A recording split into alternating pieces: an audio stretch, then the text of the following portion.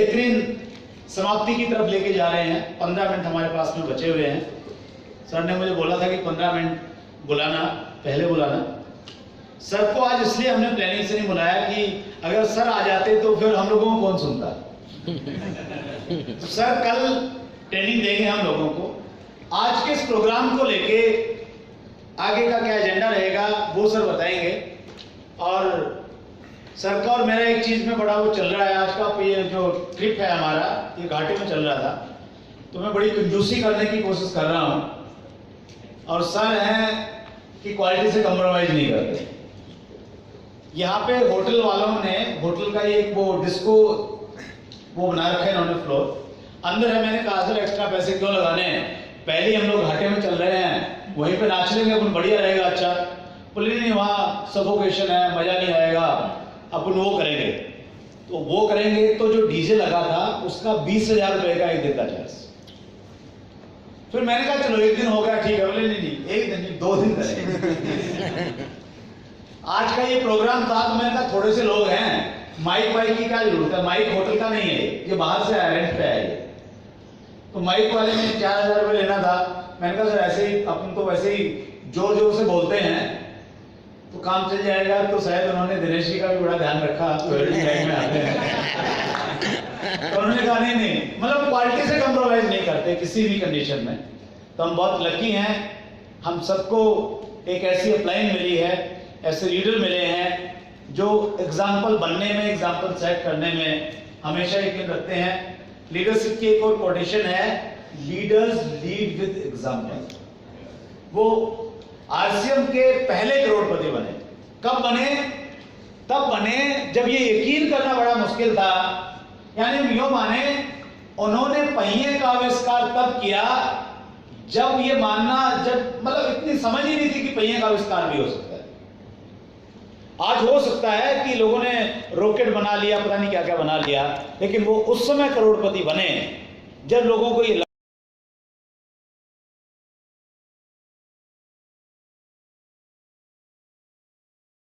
लगता था कि नहीं, करोड़ तो नहीं कमाया जा सकता, थोड़ा बहुत पैसा आ सकता है। और हम कितने लकी हैं कि हम 3 दिन से उनके साथ में हैं। और आज के इस प्रोग्राम के समापन के लिए मैं आपके प्यार, आपके सम्मान, आपकी गर्मजोशी के बीच मैं इनवाइट करने जा रहा हूं हम सबके मेंटर, ग्रेट लीडर, आश्रम भारत के pillar, mister Mukesh Kothari.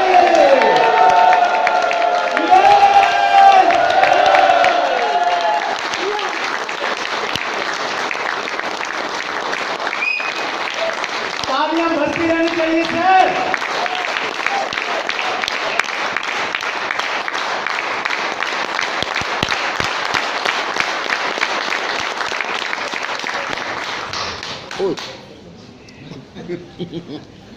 Thank you. सुनने की ज्यादा आदत नहीं रही मेरी।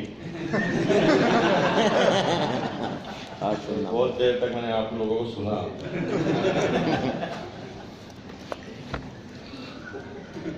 सही कह रहा हूँ। धन्यवाद सर, आपने झेला नहीं गया। पहली बार फक्र महसूस होता है, गर्व महसूस होता है टीम पर कि खुदा ने, भगवान ने किस तरह के लीडर हमारी टीम में दिए हैं।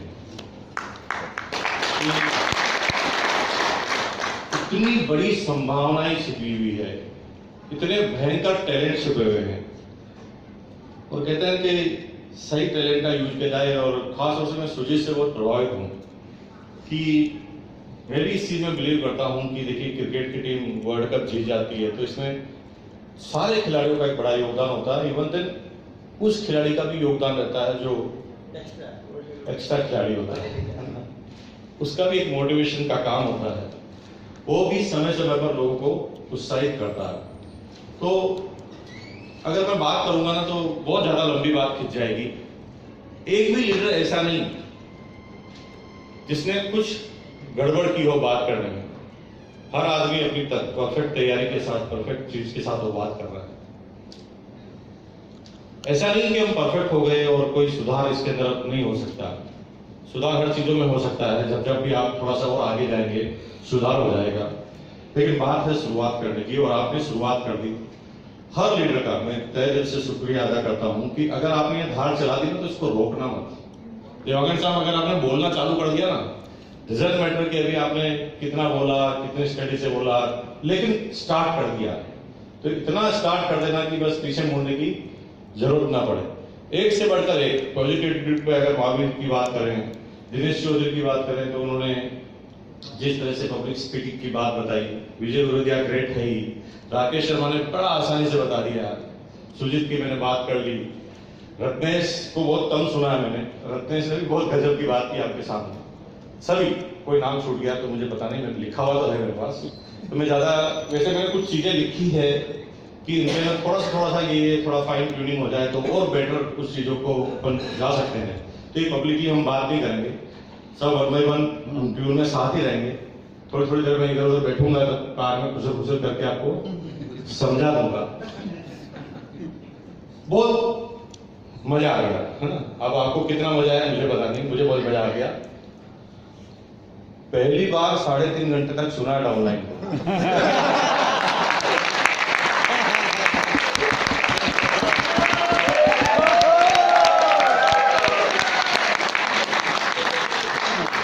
और इसी से ही प्रतिभा निकल कर आती है। ये प्रोग्राम अभी 1:02 पे 3 मिनट पे खत्म हो जाएगा, और उसके बाद आप लंच करेंगे, और लंच के बाद बसें तैयार रहेगी। 3 एसी कोच आपके लिए रखे हैं। मुझे नॉन एसी के लिए कहा गया, मानने वाला नहीं था नहीं भाई, मेरे को यहाँ आए ना तो एकदम कंफर्ट जोन में ये पूरा ट्यूर होना चाहिए। तीनों एसी बसें तैयार रहेंगी, आप ट्यूर कीजिए। घूमने से ज्यादा जरूरी है, देखिए बीच सारे एक जैसे, साउथ गोवा से नॉर्थ गोवा तक जाएंगे ना, बीच सारे एक जैसे होंगे, भीड़ बढ़ती जाएगी। इधर सबसे कम भीड़ वाले बीच इधर से चालू होते हैं, और सबसे भारी बीच उधर चालू होते हैं जहाँ भीड़ भक्कड़ है। लग्जरियस बीच वो कहलाते हैं जहाँ पर भीड़ कम होती है। तो जितने भी साउथ इंडिया, साउथ गोवा के अंदर जितने भी टॉप रिसोर्ट है 5 स्टार डिलक्स के, वो सारे साउथ गोवा में है। ये होटल जो है लगभग 35 साल पुरानी है। इसका नाम था एंकर होटल, है ना। फिर वागडोगरे ने इस होटल को खरीदा, और आज ये होटल दिवाइकी के नाम से जाना जाती है। बड़ा ग्रुप है, लेकिन इन्होंने बड़ा इंफ्रास्ट्रक्चर में ज्यादा चेंज नहीं किया, लेकिन इसकी लोकेशन एकदम वेरी गुड है कि सामने ही बीच है, हम जा सकते हैं। आई थिंक आप एंजॉय किया है, और फिर एंड तक पूरा एंजॉय करेंगे। इस फंक्शन का महत्व क्या है? आज जो हमने किया, ये महत्व नहीं है इसका कि हमने सुना है, कुछ ट्रेनिंग लेने के लिए आ रहे हैं। ये ट्रेनिंग आपको मिलेगी, जगह जगह पर मिलेगी, बार बार मिलेगी। जिंदगी में जिस भी क्षेत्र में आप जाएंगे आरसी में, आपको ट्रेनिंग मिलती जाएगी, और आप अपने अंदर सुधार करेंगे। सबसे बड़ा इस ट्रेनिंग का जो उद्देश्य रहता है वो रहता है कि आप 3 दिन अपनी अपलाइन के साथ बिताएं, उनको नजदीक से जानें, उनको नजदीक से देखें। क्योंकि जो अपलाइन आज आपके सामने बोल रहे हैं ना, उनसे आपको 15 मिनट से ज्यादा मिलने का मौका नहीं मिलता। 15 मिनट भी आपकी टीम को, अगर आप कुछ बोले तो वो 30 सेकंड का ज्यादा समय आपको नहीं मिलता, लेकिन यहाँ पर आपको 3 दिन मिल रहे हैं। आप मजे से अच्छे डिसीजन डिस्कशन आप अपनी अपलाइन के साथ कर सकते हैं, अपने डाउनलाइन के साथ कर सकते हैं, और उनको बहुत नजदीक से जान सकते हैं, और अपलाइन भी डाउनलाइन को बहुत नजदीक से जान सकती है कि इसके अंदर क्या प्रतिभा है। अब कोई क्रिकेट खेल रहा है तो उसके अंदर अपनी प्रतिभा बता रहा है, जैसे जयनारायण जी ने प्रतिभा बताई कि ये बेस्ट जो है ना कमेंटेटर भी हो सकते हैं, है ना। तो कमेंटेट कर रहे थे, तो इससे बहुत सारी चीजें समझ में आती है कि यार इस आदमी को कहां पर फिट किया जा सकता है, इसको कहां पर हिट किया जा सकता है, और अलग अलग तरह की चीजें हमें देखने को मिलेगी। एक छोटे से टॉपिक पे हम चलेंगे, 10 मिनट का टॉपिक है पब्लिक स्पीकिंग में। थोड़ा सा मैं बात को और आगे बढ़ा रहा हूं आपको। मेरा फेवरेट टॉपिक है पब्लिक स्पीकिंग, और इन छोटी छोटी बातों पे आप बात करेंगे तो देखिए धीरे धीरे आप खड़े होकर 2-2, 3-3 घंटे की स्पीच भी पॉइंट टू पॉइंट बोल देंगे, और सामने वाले को ऐसा लगेगा कि आपकी बहुत बड़ी तैयारी है। तैयारी कम के बाद भी आप बहुत बड़ी बात आप बोल सकते हैं, छोटी छोटी चीजों पे अगर हम ध्यान देंगे पब्लिक स्पीकिंग की तरफ। तैयार आप लोग? यस। फास्ट चलेंगे, आप लीडर हैं, मैं ज्यादा उसका बहुत ज्यादा एग्जाम्पल के साथ बात नहीं करूंगा। मेरे को वैसे भी लोग डेमो में बोलते हैं, मैं बहुत सारे एग्जाम्पल क्रिएट करके बोलना पसंद करता हूं ताकि आदमी के दिमाग में फिट हो जाए। पब्लिक स्पीकिंग की तरफ जब हम जाते हैं तो दो महत्वपूर्ण चीजें होती हैं। पहली वो होती फिक्स चीजें जो आपको पहले ही क्रिएट करके आनी पड़ती है, जिसमें आपके दिमाग का ज्यादा रोल नहीं होता, आपकी तैयारी का ज्यादा रोल होता है। वो होता है आपकी body language. Body language, dress code, इससे अगर आप चलते हैं शुरुआत में, तो धीरे धीरे आप देखते हैं कि बाकी चीजों को कवर करना बहुत आसान हो जाता है। तो सबसे पहले जब पब्लिक स्पीकिंग के लिए आप जाएं, तो सबसे पहले खुद को कॉन्फिडेंट करना बहुत जरूरी होता है। सबसे पहले आपको ये मानना जरूरी होता है कि मैं लीडर हूं, मैं हटकर हूं, लोग मुझे देखने वाले हैं, लोगों के सामने मुझे खड़ा रहना है। तो सबसे पहले अपने शोरूम को सही कीजिए। शोरूम मतलब थोबड़ा।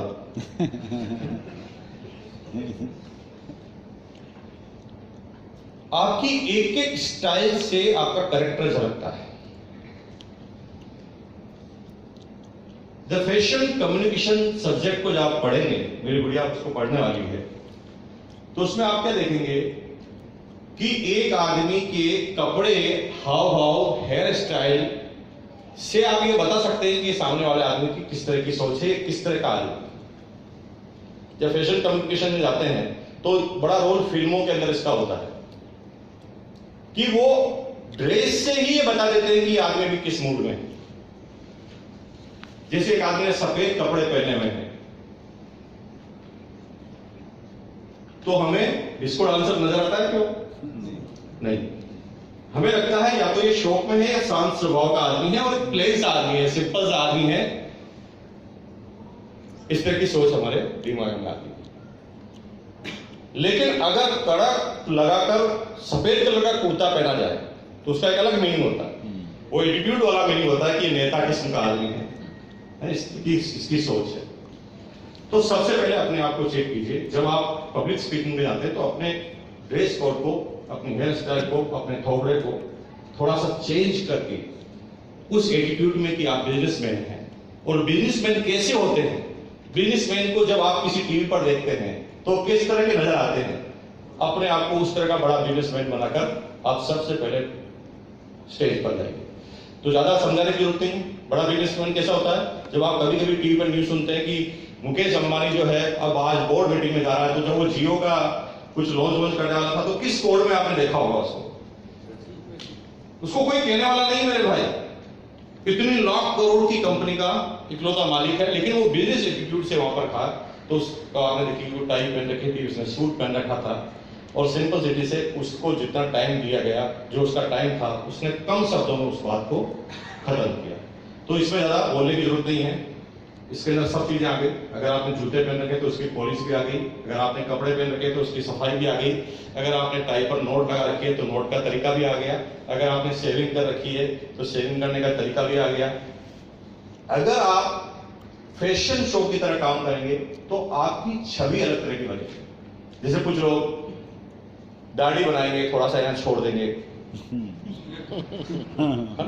तो वहां पर वो ये नहीं लगता ये बिजनेसमैन टाइप का कोई आदमी है। वो फिल्मी कलाकार जरूर लगता है। फिल्मी कलाकार को आप देखेंगे तो अलग अलग तरह के एटीट्यूड से आएंगे, अलग अलग तरह के बाल उनके होते हैं, लेकिन किसी बिजनेसमैन को अगर कभी इस तरह का आपने देखा नहीं होगा, है ना। तो ये ऐसी फैशन चलती है। ऐसी मैं तो कई बार कहता हूँ ना यार, ये फैशन इसलिए चल जाती है कि कुछ कामयाब लोग, सफल लोग ऐसा कुछ कर लेते हैं गलती, लेकिन उनके पास उसको समेटने का टाइम नहीं होता, इसलिए वो फैशन बन जाती है ना। जैसे बड़ा लीडर था, कलाकार था, शेविंग कर रहा था, लाइट चली गई,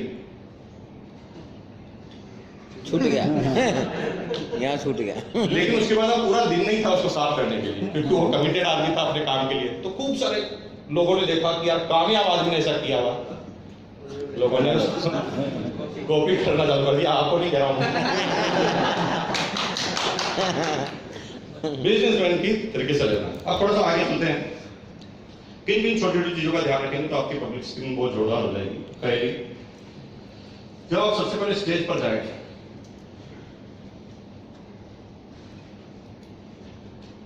तो स्टेज पर जाने के बाद आपका पहला काम होता है जो ऑडियंस बैठी है उसकी नजरों से नजरें मिलाना। 90% लोग इसलिए गड़बड़ा जाते हैं कि उनके मन में एक शंका आ जाती है कि लोग मुझे किस तरह से देख रहे हैं, उनका एटीट्यूड क्या है, कहीं मेरे से कोई गलती हो जाएगी तो गलती होने के बाद ये क्या मेरे बारे में सोचेंगे। इन चीजों को भूल जाइए। अगर आप स्पीकर हैं ना तो कुछ ना कुछ सोचकर ही आपको स्टेज पर बुलाया गया है, और आप कुछ गलत भी बोल देंगे तो कुछ बवाल होने वाला नहीं है, क्योंकि जो सुन रहे हैं वो नए आदमी है, पहली बार सुन रहे हैं, उनको कुछ पता नहीं है। वो सिर्फ आपके कॉन्फिडेंस को देखा। कॉन्फिडेंस के साथ जाइए और सबसे पहले नजरों में नजरें डालकर देखिए। सीधी बात करने की जरूरत नहीं है। जब आपके पास 15 मिनट बात करने का समय है तो आप आराम से 3 मिनट, जो लगभग 10 से 15% का समय होता है, वो आप अच्छी तरह से निकालिए। पहले उसको फेमिलियर कर दें। जब तक स्पीच चालू मत कीजिए जब तक सामने वाले फेमिलियर नहीं हो जाए। आप कभी देखते हैं सीनियर लीडर आते हैं तो सबसे पहले नमस्कार बोलते हैं, फिर बोलते हैं यार आप नमस्कार ही नहीं कर रहे मेरे साथ। वो जितना जल्दी हो फेमिलियर होने की बात करते हैं। अपने टॉपिक को चालू करने से पहले ये बता देते हैं कि मैं और आप में अंतर नहीं मेरे भाई, मैं एक सिंपल सा आदमी हूं, आपकी की तरह हूं। और ये एक बार आपने नीचे वाले लोगों से रिलेट कर दिया तो फिर नीचे वाले लोग बहुत सीरियसली आपको सुनेंगे। कर सकते हैं? यस। तो जब मैं भी जब स्टेज पर जाता हूं तो आप देखिए मैं 15-20 मिनट तक बात ही चालू नहीं करता हूं। 15-20 मिनट तक मैं अपनी स्टोरी को ही घुमा डालता हूं जरूर, ताकि सामने वाला थोड़ा हंसे, मुस्कुराए, थोड़ा रिलेट होने लगे। हर बार मैं सेमिनार में जाता हूं तो मैं कहता हूं भाई आप कैसे हैं? सामने वाले आधे जवाब देते हैं, आधे जवाब नहीं देते। नहीं जवाब देते तो नहीं जवाब देने वाले के पीछे पड़ जाते हैं। तो 5-7 मिनट वहां निकलते हैं। जो ही आदमी थोड़ा रिलैक्स होना चालू होता है आप अपनी बात चालू करते हैं। बात जब चालू करते हैं तो सिंपली सबसे ज्यादा मोटिवेट करती है किसी आदमी को बात सुनने के लिए जब आपने कुछ किया हुआ। अगर आपने जीवन में कुछ किया ही नहीं तो सामने वाला क्या सुनेगा? तो सबसे पहले उसकी माइंड प्रिपेयर कराइए कि मुझे सुनना बहुत जरूरी है मेरे भाई, मैं इंपॉर्टेंट आदमी हूं। और इसलिए वहां पर एक बहुत बड़ा पार्ट होता है आपकी शॉर्ट स्टोरी का। और स्टोरी जो होती है हमेशा फर्श से अर्श की तरफ जाती है। स्टोरी को आप बीच में नहीं घुमा सकते। अगर आप कहेंगे कि मैं करोड़पति खानदान में पैदा हुआ और आरसीएम में आ गया और आज भी करोड़पति हूं, कोई नहीं सुनेगा। आपको अपनी चैलेंज की कहानी को ध्यान में रखते हुए नीचे से ऊपर की तरफ आपको जाना पड़ेगा। जब आप नीचे से ऊपर की तरफ जाएंगे तो ऑटोमेटिक वो आपसे रिलेट करेगा। जब आप एक परफेक्ट स्पीकर बनना चाहें तो कुछ चीजों का आपको ध्यान रखना। पहला, किसी भी कंट्रोवर्सी वाली बात आपको नहीं करनी। आप एक बिजनेसमैन हैं, आप पॉलिटिशियन नहीं हैं, आप किसी धर्म के गुरु नहीं हैं, आप एक प्योर बिजनेसमैन हैं। और यहां पर आपकी ऑडियंस में बीजेपी का आदमी भी है, कांग्रेस का आदमी भी है, जैन भी है, हिंदू भी है, मुस्लिम भी है। तो ऐसी कोई कॉन्ट्रोवर्सी क्रिएट नहीं करना जिससे आपको आने वाले बिजनेस में थोड़ा सा चले जाए।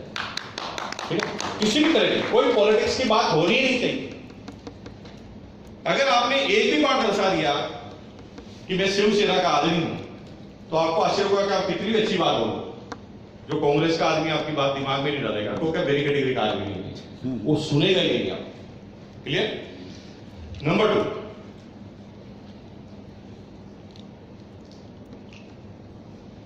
जब आप बात करें तो पूर्व में जो वक्ता आपके सामने बात करके गए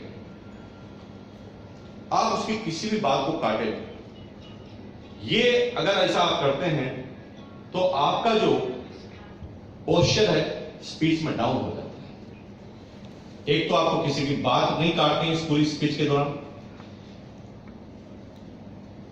जैसे किसी आदमी ने बोला कि भाई बिजनेस के लिए प्रॉफिट जरूरी है और आपने आगे बोल दिया कि नहीं प्रॉफिट से पहले ये जरूरी है ना, कि सर बिजनेस में तो प्रॉफिट जरूरी है लेकिन प्रॉफिट के साथ मैं एक बात और ऐड करता हूं, ये भी जरूरी है। कई लीडर आप देखते हैं कि वो राजनेताओं का काम होता है, वो एक दूसरे की बातों को काटते हैं। बीजेपी ने ये कह दिया तो कांग्रेस ने दूसरा स्टेटमेंट दे दिया है, नरेंद्र मोदी अलग बोलते हैं तो मनमोहन सिंह जी अलग बोलते हैं। हमारे कोई काम नहीं करते। हम हर आदमी को प्रमोट करते हुए आगे चलेंगे कि साहब पिछले वाले स्पीकर ने गजब की बात की, मैं बड़ा प्रफुल्लित हूं, मजा आ गया, लेकिन इस बात में मैं एक बात और ऐड करना चाहता हूं। आपकी बात भी रहेगी, सामने वाले को भी डाउन आपको नहीं करना है। थोड़ा सा और आगे चलते हैं। बहुत छोटी छोटी बातें, क्योंकि मेरे पास जो मिनट है अब 1 है, तो मैं थोड़ा सा छोड़ूंगा, लेकिन मैं कल उसको कवर करूंगा पूरा। हालांकि पूरी ट्रेनिंग जो कल रहने वाली है वो वेल्थ मैनेजमेंट पर रहने वाली है कि हम वेल्थ मैनेजमेंट कैसे करें, कि जब कम इनकम आए तो भी हम बड़ा काम कैसे कर सकते हैं। तो आप इस चीज की चिंता मत करें कि आपकी इनकम कम है। कभी कभी लोग कहते हैं सर आपको क्या पड़ी है, आपकी इनकम तो बहुत है। तो आपको मैं बता दूं कि एक दिन मेरी भी यही इनकम थी जो आज आपकी है, लेकिन अगर ढंग से आप मैनेज करें तो कम से कम इनकम वाला भी सुखी रह सकता है। अगर आपने मेंटेन नहीं किया ना तो भारी से भारी इनकम वाला भी दुखी। मेरा एक डाउनलाइन में एक व्यक्ति थे जो अभी इस बिजनेस में नहीं है, वो जब 1300 रुपए की नौकरी करते थे तो भी दुखी थे, और एक बार उनका 1,55,000 का चेक आया था तो भी उतने दुखे। धीरे धीरे थोड़ा समझ गए तो थोड़ा हंसने लग गए। कभी कभी थोड़ी सी हम नेगेटिव बात से शुरुआत करते हैं। ऐसे आदमी को उन बातों के बारे में बता देते हैं जो बैठे हुए व्यक्ति को पता ही नहीं होता उसके बारे में। एग्जाम्पल देता हूं, बात समझ में आ जाएगी। हमें आरसीएम में पहले जैसा माहौल बनाना है।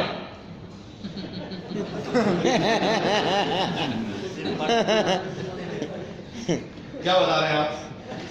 ये माहौल नहीं है, अभी माहौल नहीं है। आरसीएम अब पहले जैसी स्थिति में आ गया, इसका मतलब बीच में खराब हो गया था, जिससे नए आदमी को कोई मतलब ही नहीं है। उनका मतलब सिर्फ पुराने आदमियों से।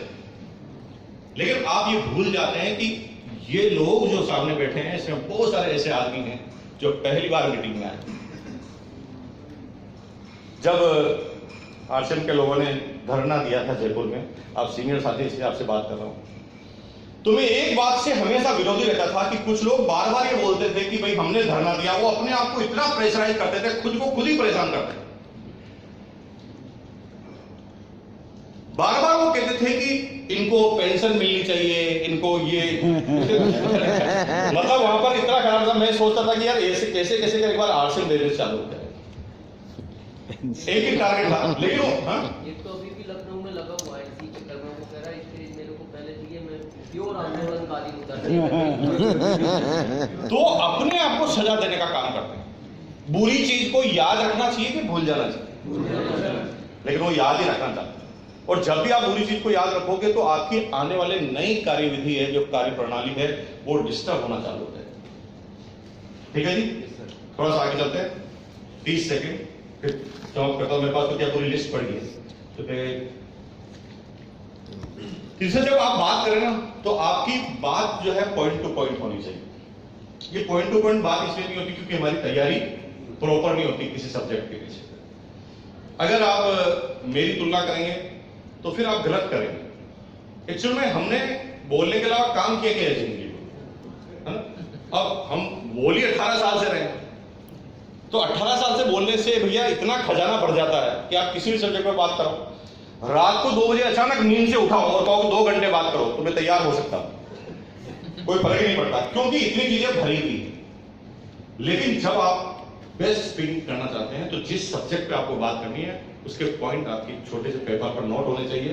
वो हमेशा आपको टच होना चाहिए कि मैं इसी सब्जेक्ट पर चलने वाला हूं, ये सब्जेक्ट खत्म होते ही बंद हो जाऊंगा, मैं इस चीज को ज्यादा खींचूंगा नहीं। कल इसको कवर करेंगे, टाइम हो गया है, समय का ध्यान रखेंगे। मैं 2 मिनट एक्स्ट्रा ले चुका हूं। बहुत बहुत धन्यवाद।